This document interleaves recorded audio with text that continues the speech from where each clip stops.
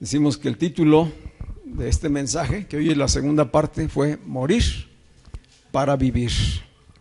Y de lo que estamos hablando es de morir a nuestro yo, a nuestro falso yo, para vivir en el Espíritu, vivir juntamente con Cristo. Si morimos con Cristo, podemos vivir juntamente con Él y en Él. Vamos a leer nuestro pasaje que estamos estudiando. Vamos a ir a Gálatas capítulo 2, versículo 15. Gálatas capítulo 2, versículo 15 al 21. Vamos a leer. Dice Pablo, hablándole a los Gálatas: nosotros somos judíos de nacimiento y no pecadores salidos de los no judíos. Sabemos que el hombre no es justificado por las obras de la ley, sino por la fe de Jesucristo. Y también hemos creído en Jesucristo para ser justificados por la fe de Cristo y no por las obras de la ley, ya que por las obras de la ley nadie será justificado. Y si al buscar ser justificados en Cristo, también nosotros somos hallados pecadores, ¿será por eso Cristo ministro de pecado? De ninguna manera, porque si las mismas cosas que destruí las vuelvo a edificar, me hago transgresor, es decir, violador de la ley. Porque yo por la ley soy muerto para la ley, a fin de vivir para Dios. Porque yo por la ley soy muerto para la ley, a fin de vivir para Dios. Pero con Cristo estoy juntamente crucificado, y ya no vivo yo, sino que Cristo vive en mí. Y lo que ahora vivo en la carne, lo vivo en la fe del Hijo de Dios, el cual me amó y se entregó a sí mismo por mí. No desecho la gracia de Dios, pues si la justicia dependiera de la ley, entonces por demás habría muerto Cristo. Este es nuestro pasaje central de estudio, ¿verdad? Y es un pasaje complicado de poder entender así a primera vista, porque trata con cosas muy profundas el apóstol Pablo. Recordemos que estas palabras que acabamos de leer se las está escribiendo a los Gálatas y les está narrando el encuentro que tuvo con Pedro, ¿verdad? Un encuentro donde él le llamó la atención severamente al apóstol Pedro. Por eso dice nosotros judíos. ¿A quién se refiere? A Pablo, a Pedro, a Bernabé y a los judíos con los que Pablo discutió después de que ellos se habían apartado de los gentiles. Es decir, había un avivamiento en Antioquía, en la iglesia de Antioquía. Avivamiento, es decir, el Espíritu Santo estaba trayendo gran salvación y se estaban añadiendo muchísimas gentes a la iglesia. Y allí estaba levantando dones espirituales el Espíritu de Dios, y ya había apóstoles, y había profetas, y había maestros. Y entonces mandaron a Pedro a visitar esta congregación, esta iglesia local en Antioquía, y llegó Pedro y se gozó de ver la gran salvación y todo lo que estaba sucediendo ahí, y empezó a convivir con los gentiles, disfrutando de esos tiempos especiales. Pero recuerden que luego llegaron los visitantes que eran judíos, y entonces Pedro se apartó, y entonces Pablo intervino. Dice, porque no solamente se apartó Pedro de ellos, sino que también otros lo siguieron a Pedro. Pedro era un líder de la iglesia. Entonces, si Pedro se apartaba de convivir con los no judíos, pues los otros también lo imitaron y se empezaron a retirar. Es decir, Pablo vio que se avecinaba un conflicto muy fuerte dentro de la iglesia, y que los nuevos creyentes que estaban tiernitos podían ser confundidos, y que al venir estos falsos maestros a enseñar que era necesario, aparte de creer en Jesucristo, circuncidarse y cumplir con la ley de Moisés, entonces era regresar, era una apostasía. Iban a rechazar a Cristo, iban a rechazar el auténtico evangelio por seguir una falsa enseñanza, sin entendimiento. Entonces Pablo está tratando fuerte el asunto y se los está platicando a los Gálatas. Dice, allá en Antioquía yo tuve este problema con Pedro y públicamente le llamé la atención y lo confronté con este asunto, porque es lo mismo que está pasando ahora en la iglesia de Galacia. ¿Sí? O sea, por eso menciona aquello. Dice, porque esto es lo que yo estoy tratando con ustedes a través de esta carta. Que no se dejen engañar, que no caigan en la tentación de las falsas enseñanzas y se aparten de Jesucristo y caigan de la gracia, porque empiecen a practicar otra vez la ley de Moisés. Es decir, los harían regresar, los convertirían al judaísmo. Y entonces, ¿de qué sirvió la obra de Cristo? ¿De qué sirvió la predicación del Evangelio? ¿Sí? Esto es lo que está hablando Pablo a través de la carta, y por eso usa este plural. Nosotros sabemos, dice en el versículo 16 que acabamos de leer, sabemos. ¿Quiénes sabemos? Pues sabía Pablo, sabía Pedro, sabía Bernabé, sabían todos los judíos, porque ya lo habían experimentado. Y lo sabían ahora también aquellos que ya habían entendido la revelación del Evangelio. Sabemos que el hombre, y aquí incluye a hombres y a mujeres, es decir, sabemos que la humanidad no es justificada, no es declarada justa, no es declarada perdonada, no es declarada sin delito por las obras de la ley, sino que lo es por la fe de Jesucristo. Por la fe de Jesucristo. La traducción correcta sería por la fidelidad de Jesucristo. Aquí no está hablando todavía de la fe personal, ¿sí? ¿Nos damos cuenta? Dice, sabemos que el hombre no es justificado por las obras de la ley, sino por la fe de, la fidelidad de Jesucristo. También hemos creído en Jesucristo. Ahí sí ya es la fe personal. Por eso también hemos creído en Jesucristo para ser justificados, ser declarados justos por la fe de Cristo, por la fidelidad de Cristo. ¿Sí se ven? Vemos aquí la importancia de la diferencia. Para ser justificados por la fidelidad de Cristo y no por las obras de la ley, ya que por las obras de la ley nadie será justificado. Decía yo hace 8 días, y en esto centramos el mensaje del domingo pasado, hablando de la justicia de Dios. Pablo está hablando de la justicia de Dios, que es importante entender la justicia de Dios. Y entender la justicia es hablar de cuestiones de derecho, de autoridad, de cuestiones jurídicas. Por eso nos cuesta trabajo comprenderlo. Y por eso a veces hablamos conceptos que no entendemos. Y entonces, pues si no los entendemos, difícilmente los vamos a poder aplicar a nuestras vidas. Entonces, Pablo está explicando cuál es la justificación, cuál es el medio de justificación, que es por medio de la fidelidad de Jesucristo. ¿Cómo mostró Jesucristo su fidelidad? Siendo obediente al Padre en todo. Él durante su ministerio y durante toda su vida siempre hizo la voluntad del Padre y no su propia voluntad. Y fue fiel en todo. Es decir, fue obediente, cumplió exactamente la voluntad del Padre, incluso hasta la muerte, a la muerte sacrificial. Entonces, esa fidelidad de Dios para con el Padre, dijo Jesús, el Padre me ama, y porque me ama, yo soy obediente y fiel a sus mandamientos. Esta relación entre Dios el Padre y el Hijo es la que nosotros nos genera la fe. Si podemos confiar en que Él fue fiel, en que cumplió, y en que el centro de la obra es justicia y amor. Hay una obra de justicia y es una obra de amor.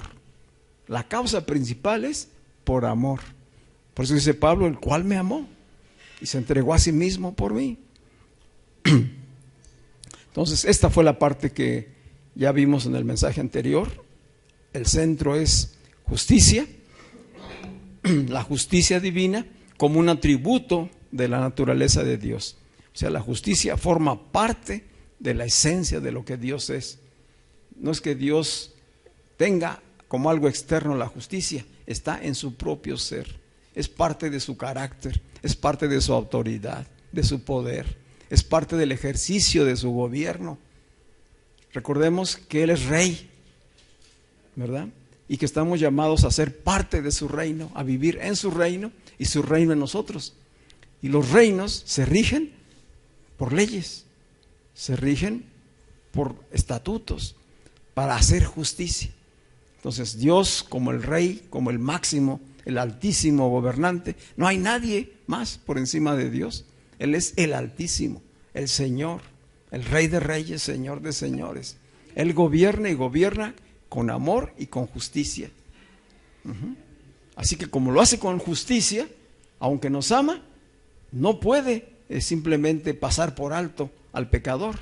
Tiene que haber una justicia, tiene que aplicarse un juicio para aquel que está en pecado. Esto fue lo que estuvimos revisando. Entonces es un atributo de Dios, la justicia. Él es la justicia, y en esa justicia, en Él mismo, se originan todas sus leyes. Fue parte de lo que ya vimos hace 8 días. En Él se originan todas sus leyes, tanto las leyes físicas como las leyes espirituales. Dios gobierna toda su creación con leyes físicas, y pusimos el ejemplo de la ley de gravedad, ¿verdad? Está la ley de magnetismo, y hay otras tantas leyes físicas que difícilmente a veces las podemos entender, y que esas leyes físicas, aunque no las conozcamos, nos están rigiendo, rigen todo. O sea, ¿por qué no chocan los planetas uno con otro? ¿Sí? ¿Por qué los planetas y las estrellas son esferas? Tiene que ver con leyes, ¿sí? ¿Por qué unas estrellas nacen y otras desaparecen, ¿sí? Y dando origen a otras? Y así vemos una transformación de la materia. Todo responde a leyes físicas. Y en nuestra vida cotidiana vemos actuando esas leyes físicas. Entonces es Dios obrando, y así diseñó su creación. Como lo hizo con lo físico y lo natural, lo hace con lo espiritual.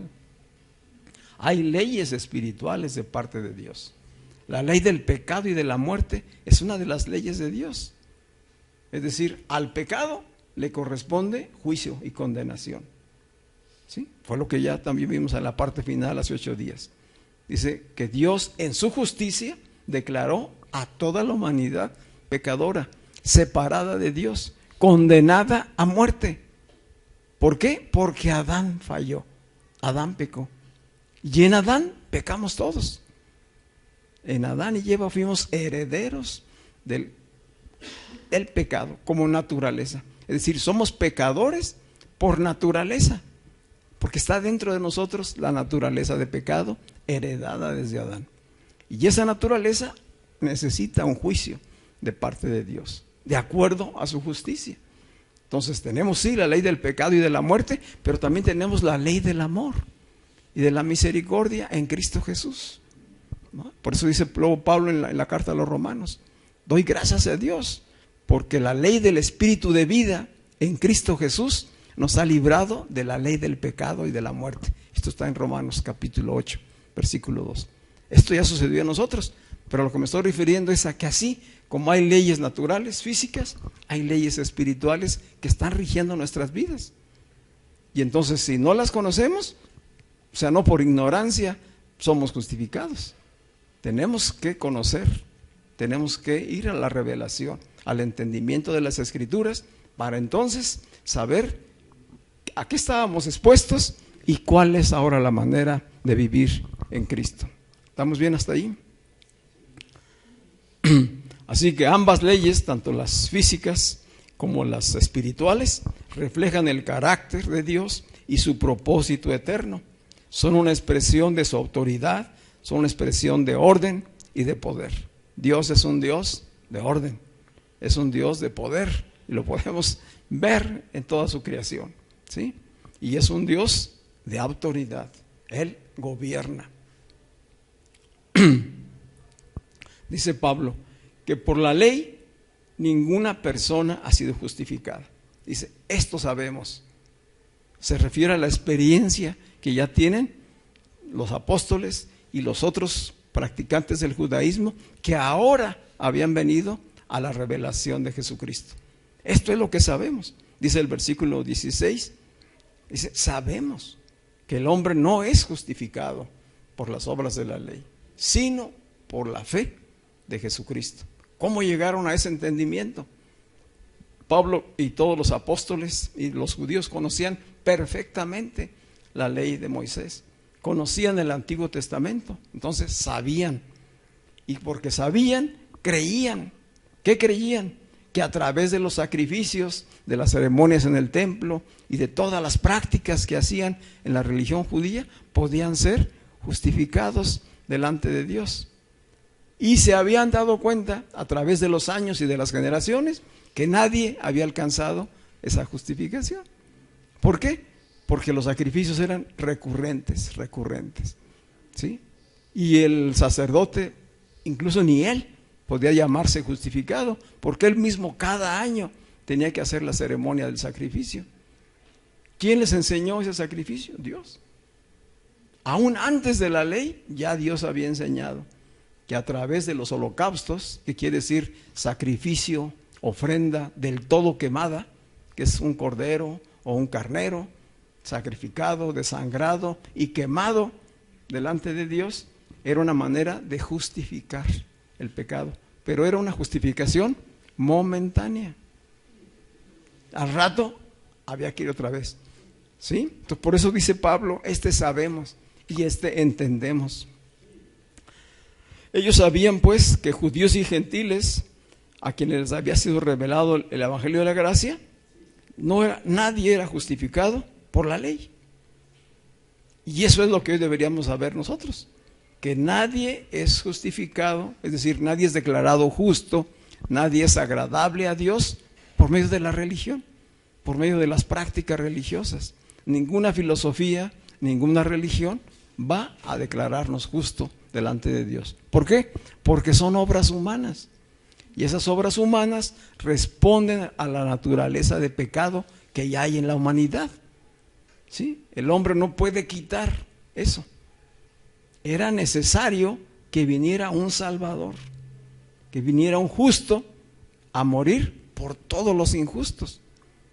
Un sacrificio perfecto que le agradara a Dios. Entonces dice Pablo, esto es lo que sabemos. O sea, ellos conocían perfectamente estas escrituras y les había sido revelado que por la justicia divina, la condición espiritual y legal del ser humano era estar separado de Dios y condenado. Por la justicia de Dios, todo ser humano, ¿sí?, legalmente, jurídicamente, estaba separado de Dios, estaba condenado a muerte. Ese es el acto de justicia de parte de Dios. Recordemos que mencioné el mandamiento allá en Génesis, ¿verdad? Le dijo Dios a Adán, el día que comas de este árbol, ciertamente morirás. Esa enseñanza es la que retoma Pablo para después decirnos acá en Romanos 6:23, porque la paga del pecado es la muerte.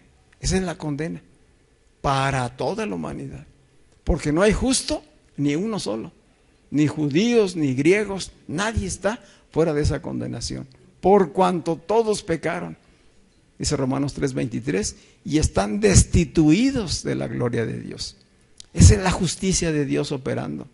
Ahí está operando la justicia de Dios y está siendo establecida la ley del pecado y de la muerte. ¿Sí? Entonces, esto lo conocían ellos perfectamente y ahora sabían que habían sido declarados justos a través del sacrificio de Jesucristo. Dice, en Adán todos somos pecadores, pero en Cristo Jesús todos somos justificados, porque el justo murió por los injustos.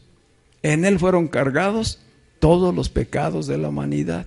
Él es el Cordero de Dios que quita el pecado del mundo. Ya lo quitó. Hace 2000 años esto ya se realizó. Lo que estamos hablando ya sucedió.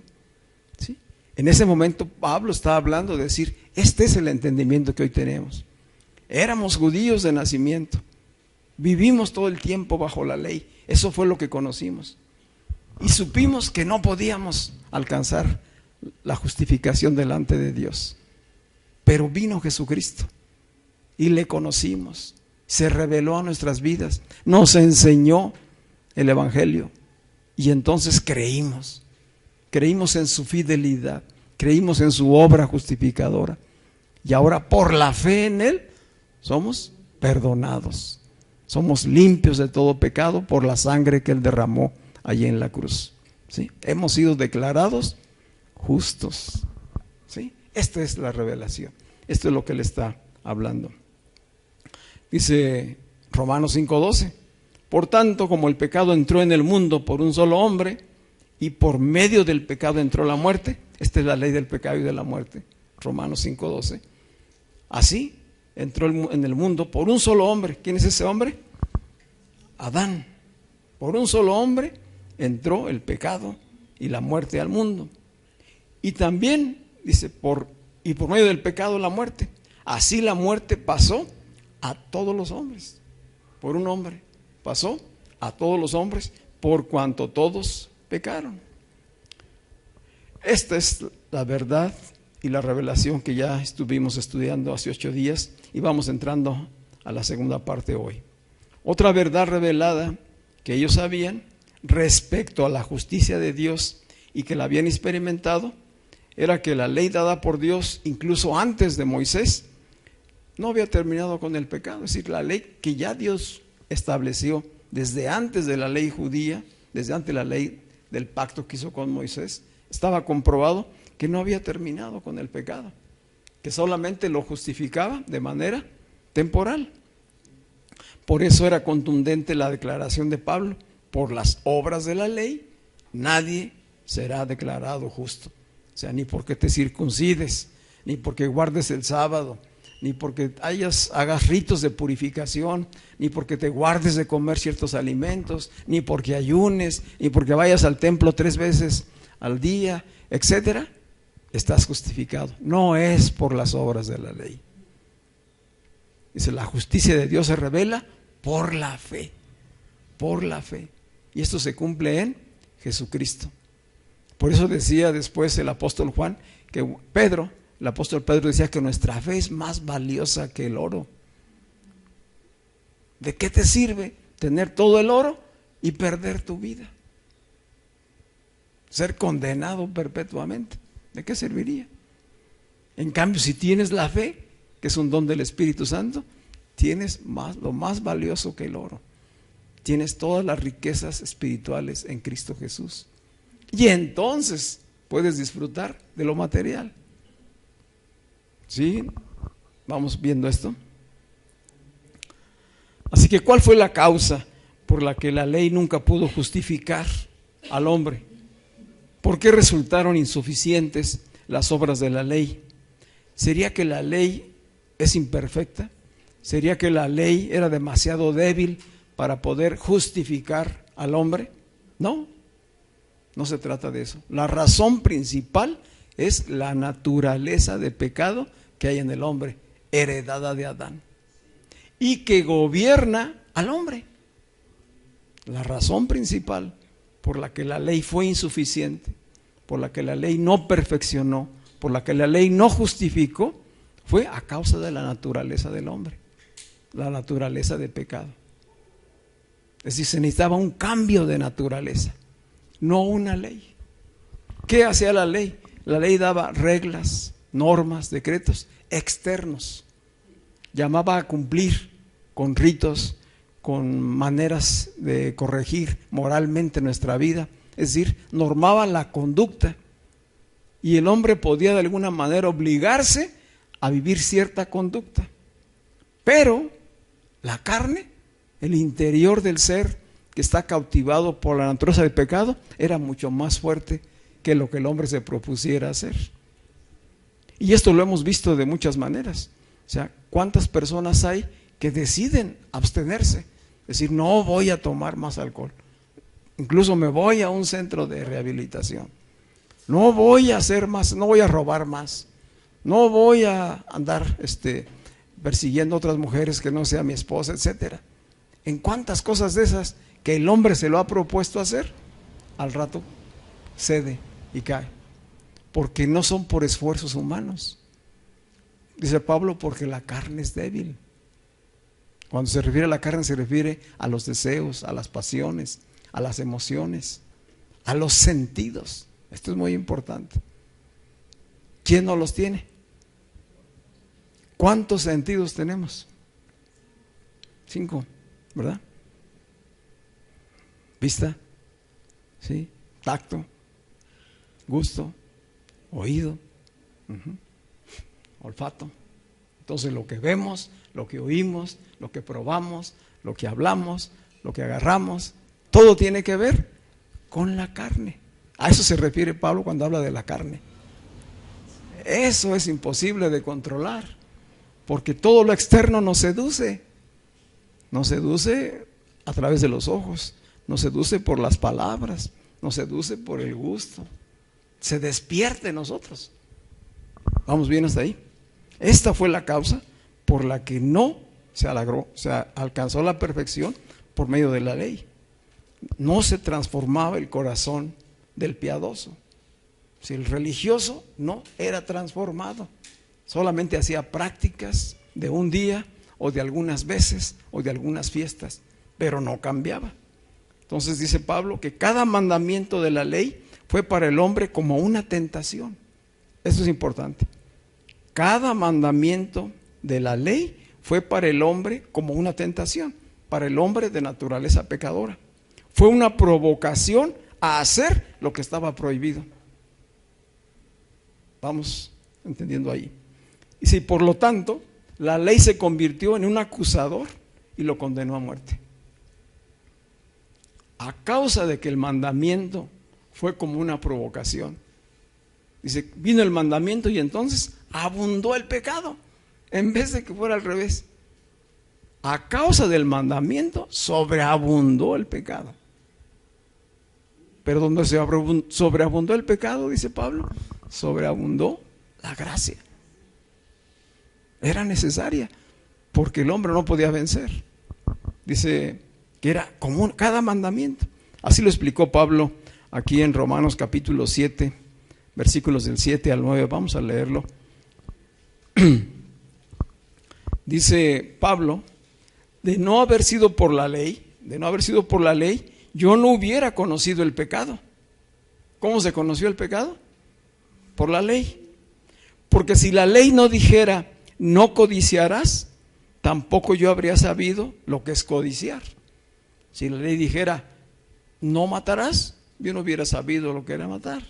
Si la ley no dijera, no mentirás, o no robarás, etcétera, no fornicarás. O sea, es como si la ley le estuviera diciendo, provocándolo a hacer eso.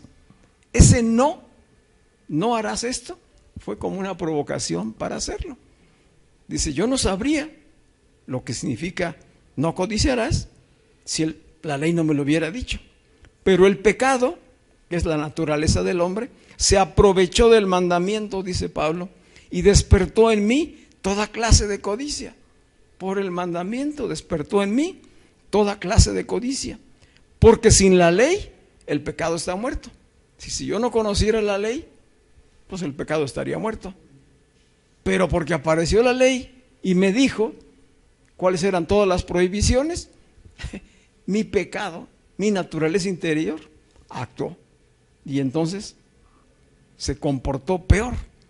Dice, porque sin la ley el pecado está muerto. En un tiempo yo vivía sin ley. ¿Cuándo? Pues cuando era niño, cuando no tenía ninguna conciencia. En ese tiempo yo vivía sin ley. Pero cuando vino el mandamiento, el pecado cobró vida y yo morí. Es decir, en realidad, ¿qué sucedió? Que la ley me mató, dice Pablo. Porque por la ley yo morí. Porque la ley dice, si fallas en un mandamiento, mereces la muerte. Vamos recibiendo la enseñanza. Este es el entendimiento y la revelación de la que habla Pablo. Dice, es por esta razón que ningún hombre podía cumplir con la ley, con ningún mandamiento. Todos los esfuerzos individuales para vivir justamente eran inútiles.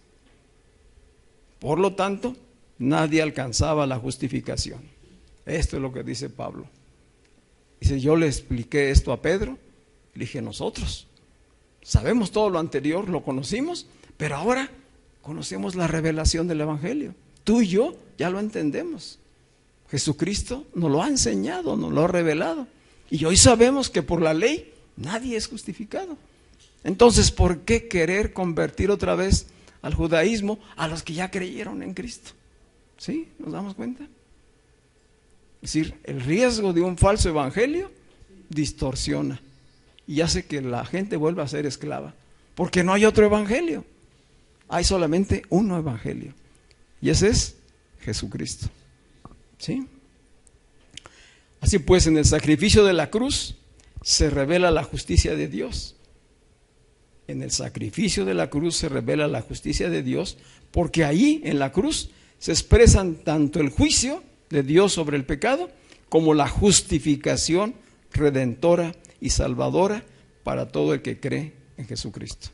Esta es la verdad resumida, ¿sí? En el sacrificio de la cruz, por eso es tan importante el entendimiento de la cruz. No es un hecho histórico, no es algo lejano a nosotros. Allí en el sacrificio se revela la justicia de Dios, que es lo que venimos estudiando. Porque ahí se expresan tanto el juicio que estableció Dios sobre el pecado, como también se expresa la justificación que nos redime, es decir, que paga nuestra culpa y somos salvados por medio de la fe en Jesucristo. Entonces ya sabemos de qué somos salvados. ¿De qué somos salvados? De la condenación de muerte que teníamos sobre nosotros. Nosotros nunca hemos practicado el judaísmo y por eso a lo mejor a veces hablar de la ley de Moisés y la ley judía, pues como que decimos eso está lejos de nosotros, pero no, habla de la conducta humana. Es decir, aunque no vivíamos bajo la ley, nos evidencia, nos revela cuál era nuestra condición legal delante de Dios, cómo opera Dios en su justicia. ¿Sí? Dice Pablo en el capítulo 2 que estamos leyendo, versículos 16, por eso también nosotros creímos en Jesucristo, para que fuéramos declarados justos por la fe de Jesucristo y no por las obras de la ley. Aquí quiero que tomemos en cuenta dos cosas muy importantes que nos revela Pablo a través de esto que escribió en la carta. Empezó diciendo, sabemos, ¿verdad? Todo lo que conocían ellos del Antiguo Testamento, sabemos. Y ahora dice, y creímos. Entonces, qué importante es para nosotros como hijos de Dios lo que sabemos y lo que creemos. En función de lo que sabemos y lo que creemos es como vivimos. Si lo que sabemos hasta ahorita es solamente religión, si nuestra fe está basada no en la revelación de Jesucristo, entonces estamos viviendo en el error. Seguimos bajo condenación. Por eso es importante conocer, saber, entender la revelación del Evangelio. ¿Dónde está eso? En la palabra. Lo estamos descubriendo. Entonces, si los cristianos, si los hijos de Dios no conocen, no entienden la revelación del Evangelio, están en un error. No han conocido la verdad. Y entonces por eso no cambian las vidas.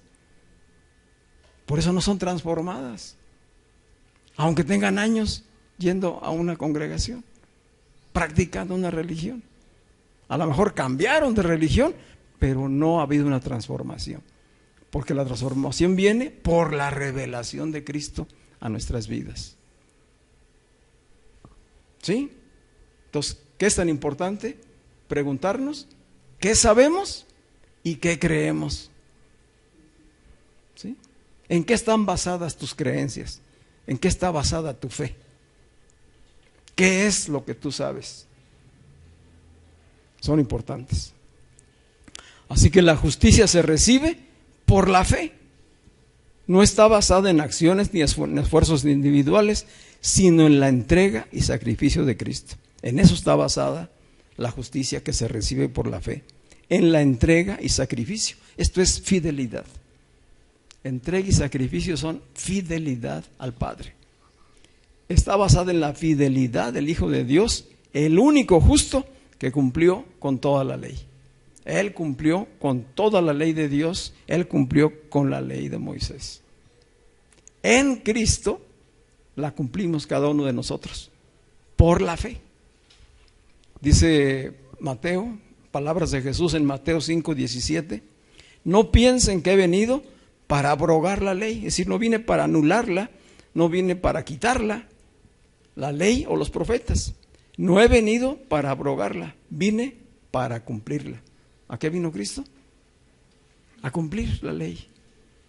A cumplir la ley que había establecido Dios mismo. Porque como ningún hombre podía cumplirla, por eso Cristo participó de carne y sangre.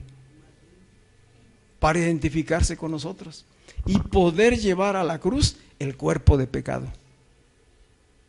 El cuerpo de pecado debía morir. Y como tú y yo no estábamos físicamente allí, Él lo hizo por nosotros. Él nos sustituyó. A nosotros y a todos aquellos que creen, por todas las generaciones. La justificación es por la fe, por la identificación con Él. Pero para que esa identificación sea consciente y con entendimiento, tenemos que saber y tenemos que creer. Si no sabemos y no creemos, pues no vamos a alcanzarlo. Vamos a seguir viendo a Cristo como un monumento, como algo histórico, como algo que está ahí narrado, una historia, pero no algo vivo. El Evangelio ha de ser una experiencia viva, real en cada uno de nosotros, para que venga la transformación.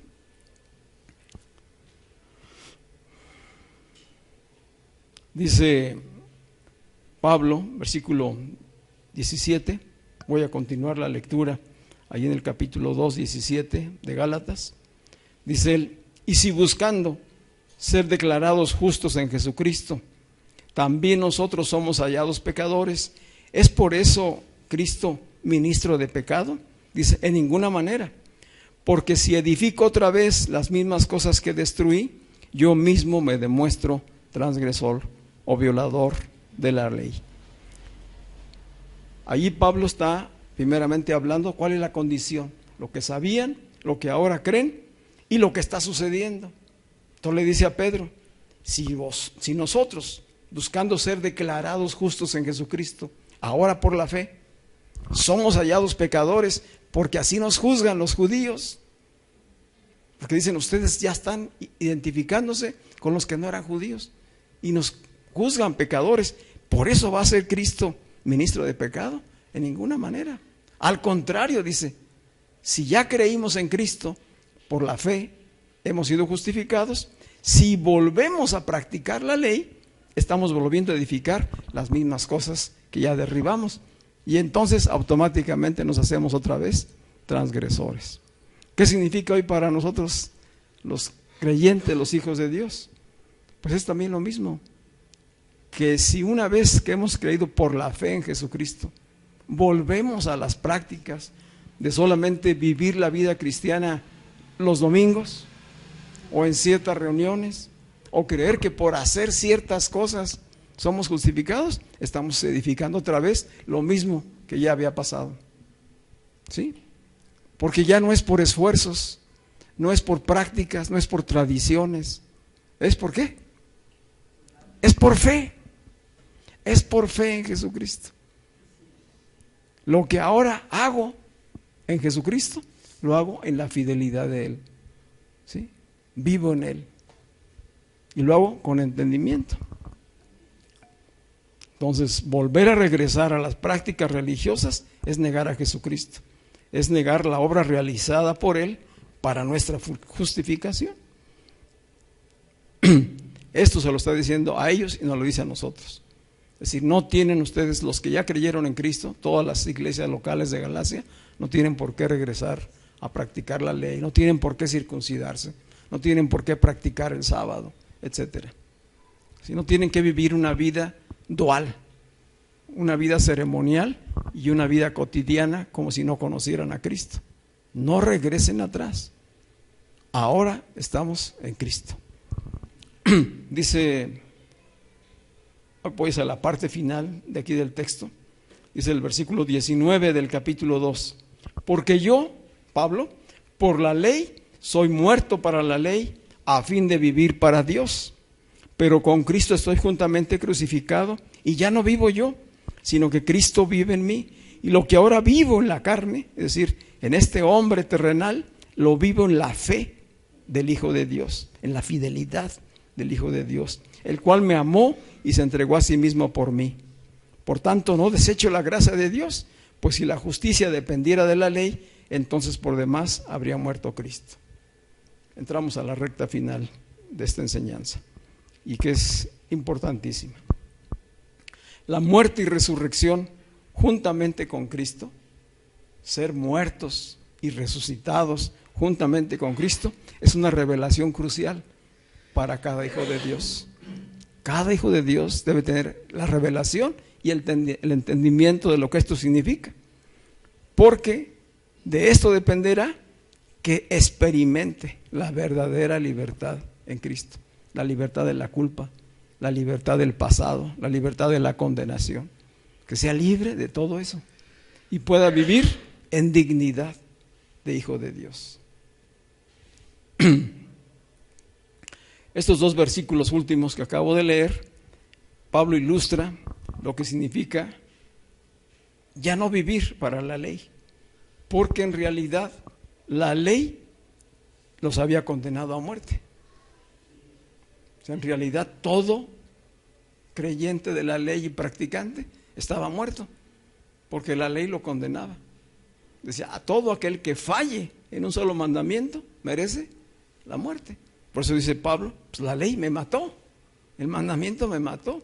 En realidad, Pedro, tú y yo ya estábamos muertos, ya estábamos condenados, porque nunca íbamos a poder cumplir.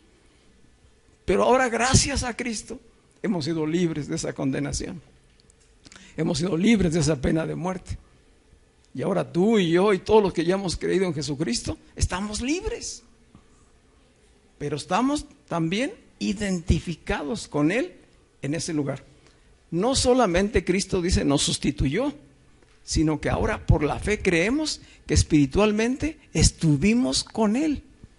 No junto a Él como los ladrones que fueron crucificados junto a Cristo. No, estábamos en Él. En Él. Esta es la parte que debe ser revelada por el Espíritu en nuestras vidas.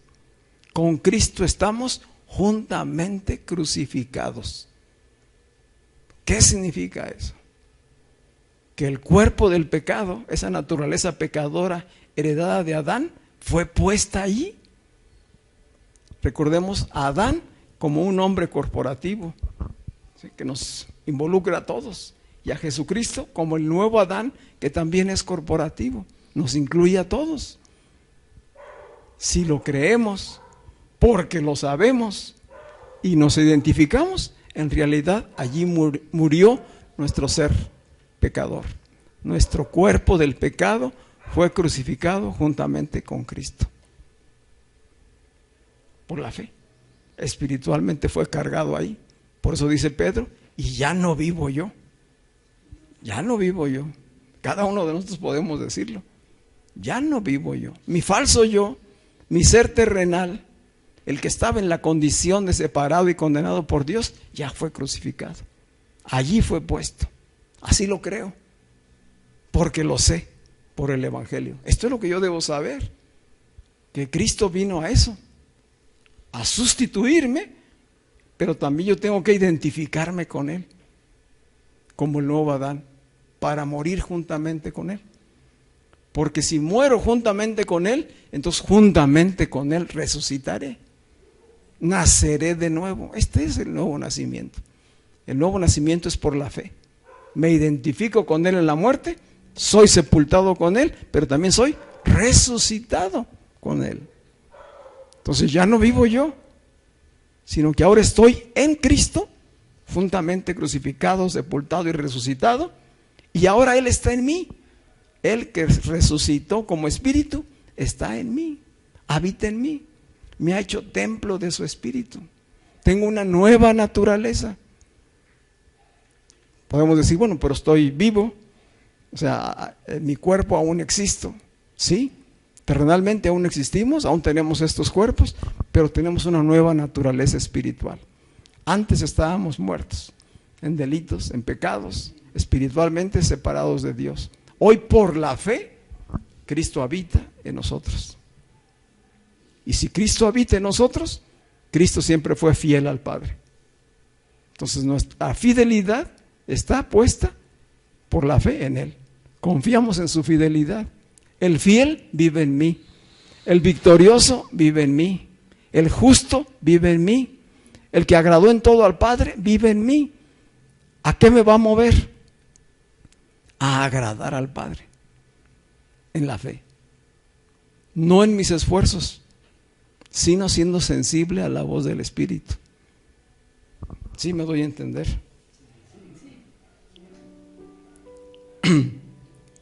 Dice Pablo, capítulo 6, versículos 6 y 7. Sabiendo esto, regresamos a lo de saber. Qué importante es saber. Sabiendo esto, que nuestro viejo hombre fue crucificado juntamente con él, para que el cuerpo del pecado sea destruido, a fin de que no sirvamos más al pecado. Porque el que ha muerto ha sido justificado del pecado. Versículo 11, por lo tanto, consideraos muertos al pecado, pero vivos para Dios en Cristo Jesús, Señor nuestro. Muertos al pecado, pero vivos para Dios. Morir para vivir. Si no hay muerte, no puede haber nueva vida. Jesús dijo, si el grano de trigo no cae a la tierra y muere, no puede dar nueva vida. Y se refería a la obra que iba a hacer Él, ¿verdad? De morir, de ser sepultado y de nacer. Dice, pero cuando el grano se sepultó, murió y volvió a vivir en la nueva planta, dio mucho fruto. Nosotros somos el fruto de ese grano de trigo. Y como Él, estamos juntamente crucificados y ahora en Él vivimos. Y por Él vivimos. Ya no somos esclavos del pecado. Ya no estamos bajo condenación. Ahora por la fe, nuestra naturaleza de pecado fue crucificada juntamente con Él. Juntamente con Cristo morimos al pecado. En Cristo somos pues una nueva humanidad. La vieja humanidad le pertenece a Adán. La nueva humanidad es en Cristo. La vieja humanidad es la que se rige por el ego, por el falso yo. La nueva humanidad se rige por el Espíritu. La vieja humanidad es tinieblas, es oscuridad, es pobreza, es miseria, es culpa, es vergüenza, es condenación. En Cristo es una nueva vida de paz, de justicia, de gozo, de libertad, de luz. Pero para disfrutarla tengo que morir en Él. Tengo que resucitar juntamente con Él. Por la fe. Por la fe. Pablo explica a los Corintios en la segunda carta con estas palabras. Segunda de Corintios 5, versículos 14 al 15. Dice, el amor de Cristo nos lleva a actuar así. Esta es la obra de amor. Si por amor y fe es que nos identificamos con Él. Él nos lleva a actuar así, al pensar que si uno murió por todos, ¿quién murió por todos? Cristo. Entonces todos murieron. Así como todos estábamos en Adán, ahora sí todos estamos en Cristo. En Adán, herederos de condenación y de pecado. En Cristo, justificados, herederos de nueva vida, un nuevo nacimiento. Dice así, dice entonces todos murieron y Él murió por todos, para que los que viven ya no vivan para sí, sino para aquel que murió y resucitó por ellos. Este es el detalle. Que los hijos de Dios, los verdaderos cristianos, ya no viven para sí mismos. Ya no vivimos para hacer nuestra propia voluntad. Ya no vivimos para dejarnos seducir en nuestros sentidos por nuestros deseos, por nuestras emociones, por nuestras pasiones. Hemos muerto a eso. Y ahora hacemos la voluntad de Cristo. Seguimos la voluntad de Dios, que es buena, que es agradable y que es perfecta. Esta parte es la que al creyente le cuesta mucho poder asimilar y vivir, pero debemos entender que es por la fe. Es por la fe. Les pongo un ejemplo. ¿No se han cansado? En el libro de Génesis, en el capítulo 21 de Génesis, nos habla de Abraham. Hay muchas enseñanzas en la vida de Abraham, y recuerden que Abraham es el padre de la fe, ¿sí? Allí en Génesis capítulo 21, Dios habla con Abraham porque Sara le dice, ¿verdad?, que ya una vez que Isaac está empezando a desarrollarse, ya nació Isaac, ya celebraron ellos el destete de Isaac, y en eso Ismael, que ya es un adolescente, se empieza a burlar del recién nacido, del que está apenas desarrollando. Y Sara se da cuenta y le dice a Abraham, dice, no quiero que este Ismael herede juntamente con mi hijo. Despide a la sierva y despide a tu hijo, porque mi hijo Isaac, que es el de la promesa, él heredará todo de su padre. Y dice ahí la escritura que esto le pegó durísimo a Abraham. Era su hijo Ismael, era su hijo. Empiezan a ver la aplicación a nuestras vidas de lo que implica el desprendimiento de algo en lo natural. Eso es precisamente morir en Cristo. Hay que desprenderse de algo. Entonces despide a la sierva y despide a Ismael. Y dice que se enojó Abraham y sufrió y batalló. Y cuando estaba en esa lucha de pensamientos, viene Dios y le habla. Y le dice, escucha a tu mujer, escucha a Sara y haz lo que ella te dice, porque ella está en lo correcto. El hijo de la promesa es Isaac, y en él vas a heredar bendición. A través de él te daré descendencia. Fíjate qué importante. Tienes que desprenderte de algo para recibir la bendición total de Dios. Aún aquello que has amado, que buscaste, pero que no estaba en la voluntad de Dios. Ismael no era lo que Dios había prometido. Él le dijo, va a nacer Isaac de tu esposa, no de la sierva. Dice, despídelo, que se vayan. Y para consolar a Abraham le dice, pero yo me voy a encargar de Ismael, él va a ser bendecido, pero la promesa se cumplirá en Isaac. En él te será dada toda tu descendencia. ¿Qué hizo Abraham? Le creyó a Dios y le preparó su mochila, su equipaje a Agar y le dijo, bye bye. Y se fue con Ismael, para que entonces fuera formado Isaac conforme al propósito eterno de Dios. Y al poco tiempo, a los pocos años, 10 años quizá, le dice Dios otra vez a Abraham, Abraham, sí Señor, quiero que vayas y sacrifiques a Isaac allá en el monte.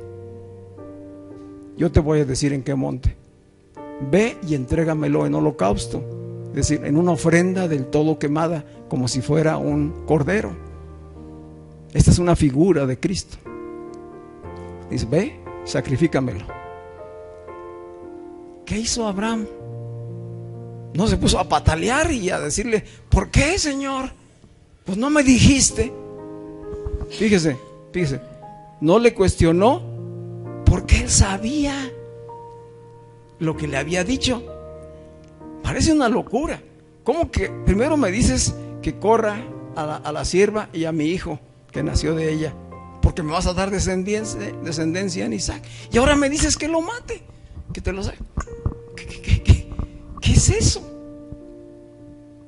¿Cuál era el entendimiento que tenía Abraham? La fe.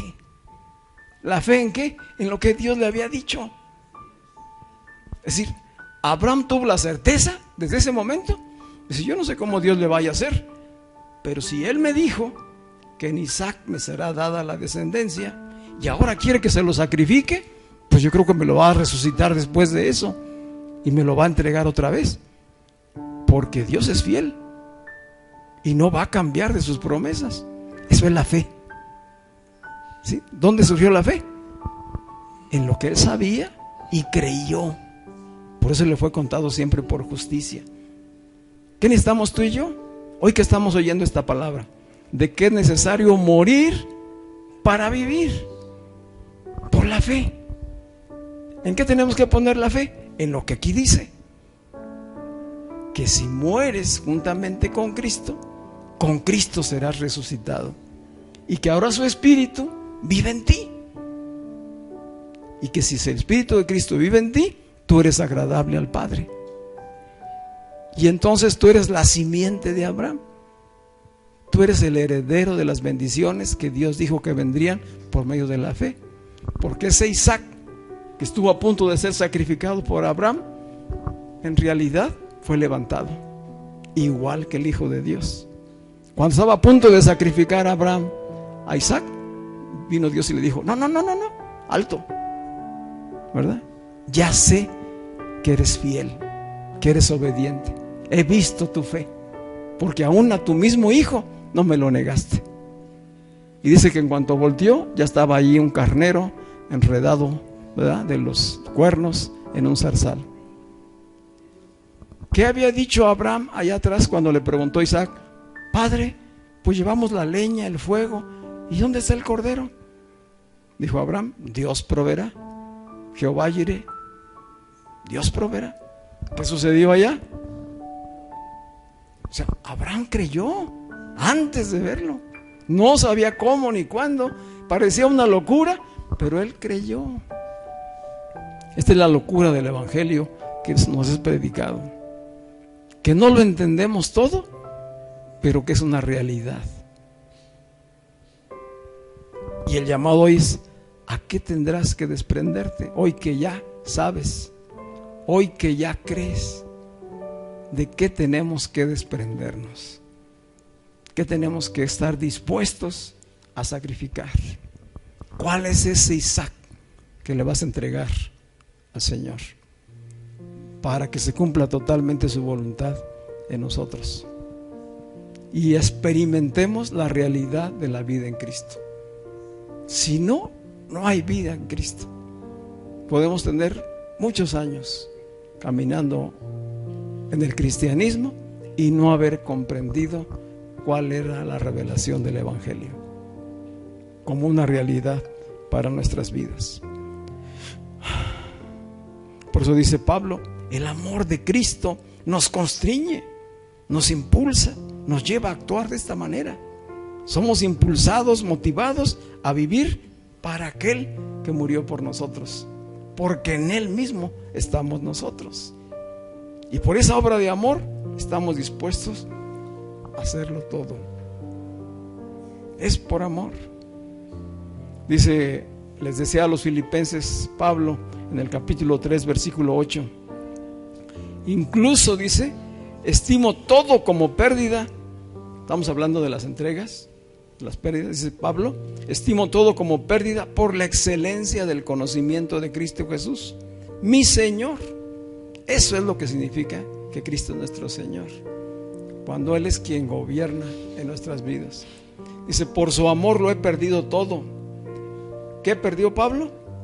Todo. No fue una pequeña cosa, no. Él lo dejó todo. Dice: todo su pasado lo tenía por basura, comparado a basura. ¿Por causa de qué?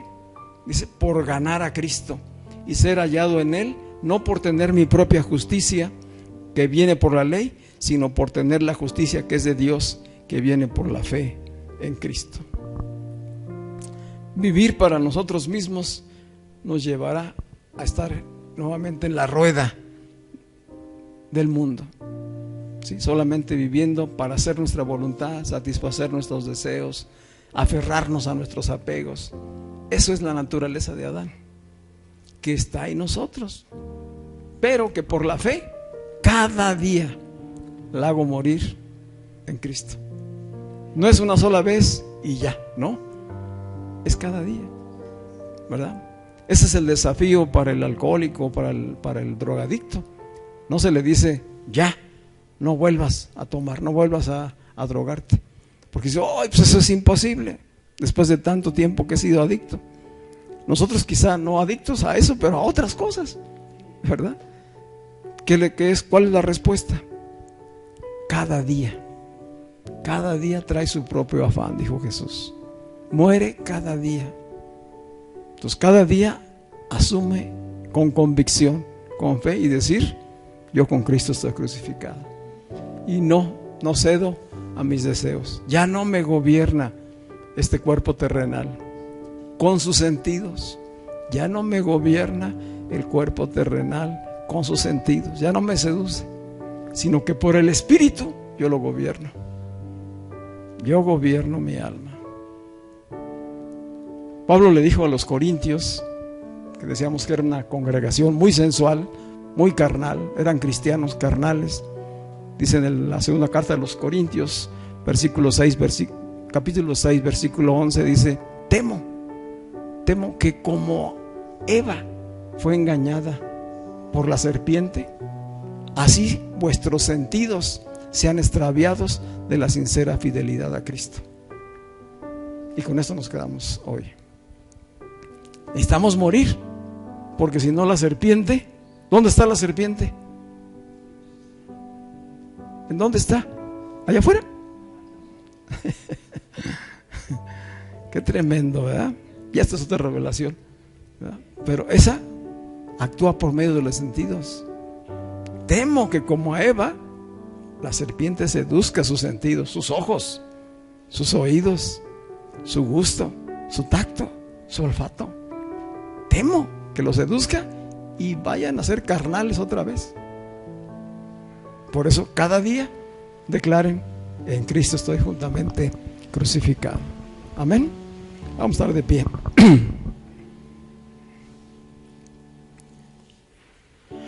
Así que la reflexión final para nosotros hoy es: ¿realmente el amor de Cristo es la motivación de nuestras vidas? ¿Es el que nos impulsa? ¿Es el que gobierna nuestras vidas? ¿Estamos realmente experimentando el cuidado de su amor? Porque el cuidado de su amor nos libera de todo afán, sabiendo que si ya Dios nos dio a su propio Hijo, ¿cómo no nos habrá de dar juntamente con Él todo lo que necesitemos? Sí nos lo va a dar. Habremos de confiar. Dios sigue siendo el mismo. Él proveerá para sus hijos. Así que por tanto, los que hemos creído en el Evangelio, lo hemos hecho no solamente para ser perdonados de nuestros pecados, sino para que de aquí en adelante, de una manera diaria, vivamos en la conciencia de pertenecerle a Cristo. A Cristo le pertenecemos. Él es nuestro Señor. Y Él ha comenzado en nosotros, su iglesia, una vida de santificación gradual, caminando siempre en el poder del Espíritu Santo. De manera que la justificación es solamente la entrada a la vida en Cristo. Muchos creyentes se han quedado hasta la primera parte: ser justificados, ser perdonados, ser libres, pero siguen viviendo carnalmente, como pasó con los corintios. Y entonces no hay transformación, porque no se ha hecho todavía una realidad. La justificación es importante, claro que sí, pero es el inicio del proceso. Hemos iniciado este proceso que se llama de crecimiento y transformación. La obra de Dios no se ha terminado en nosotros, continúa. Todos lo sabemos, ¿verdad? Sabemos que la obra no ha terminado y que Él nos va a dar por su Espíritu la fuerza para vencer, para tener victoria. Una de las principales cosas que nos tenemos que desprender es de todo el pasado. Y el pasado es desde ayer. No hay que remontarnos a muchos años. El pasado ya es desde ayer o desde hace unas horas. Todas aquellas cosas del pasado que no nos edifican, que no alimentan el amor, la paz, que no nos llevan a vivir en la perfecta fidelidad a Cristo, hay que dejarlo atrás. Dijo Pablo: dejo atrás todo aquello y me extiendo a lo que está delante. Por el Espíritu de Dios todo ha quedado atrás. No tiene más control sobre nuestras vidas. Y hablamos tanto de las cosas buenas como de las cosas no tan buenas, pero que ya son historia, y que no podemos vivir ni apegados a las cosas del pasado cuando nos fue muy bien, ni a las cosas del pasado cuando nos fue muy mal. Ambas son del pasado. Nuestro presente es Cristo, y en Él vivimos cada día, ¿verdad? Y cada vez que vengan pensamientos y emociones y cosas que tratan de llevarnos hacia el pasado, ¿qué tenemos que hacer? Ponerles un alto y renovar nuestro entendimiento. Dijo Pablo: presenten sus cuerpos en sacrificio vivo, santo y agradable a Dios. Esa es nuestra verdadera adoración. La adoración no es la del domingo, es la de cada día, identificados con Cristo, siendo una ofrenda agradable a Dios. Amén. Padre, te damos muchísimas gracias por tu palabra revelada, Señor, porque tu palabra es vida, Señor. Gracias porque has traído este entendimiento, Señor, y cautivas nuestros pensamientos, nos renuevas, porque podemos desprendernos de todas las cosas del pasado, Señor, que no nos edifican, que no son para bien. No queremos vivir atorados en el pasado, Señor. No queremos estar apegados a cosas terrenales que puedan impedir que toda tu bendición sea sobre nuestras vidas, Señor. Queremos ser totalmente libres, libres en ti, Señor. Que la gloriosa libertad a la que tú nos has llamado como hijos de Dios sea una realidad hoy en nosotros, Señor. Padre, hoy, por la gracia, por el amor, por la obra de Jesucristo, nos has dado una nueva situación jurídica delante de ti, Señor. Tenemos un nuevo estatus jurídico. Hoy somos hijos de Dios, hijos de Dios. Y como hijos de Dios también coherederos con Cristo, Señor. Gracias. Gracias porque para nosotros era imposible en lo individual poder alcanzar esa obra de justificación y de gracia, Señor. Gracias porque hoy somos una sola familia, somos un solo cuerpo en Cristo. Estamos en Él, vivimos en Él y Él está en nosotros. Él es el todo para cada uno de nosotros. Y sabemos que en esta realidad nada, absolutamente nada, nos ha de faltar, Señor. Porque tú tienes cuidado de cada uno de nosotros. Porque tú tienes cuidado de tu iglesia, Señor. Tu iglesia que es tu propio cuerpo, Señor. Por todo ello te damos muchísimas gracias, Señor. Y pedimos que tu Espíritu hable de manera personal a cada uno de los que hoy están escuchando, tanto aquí presencialmente como a través de las redes, Señor.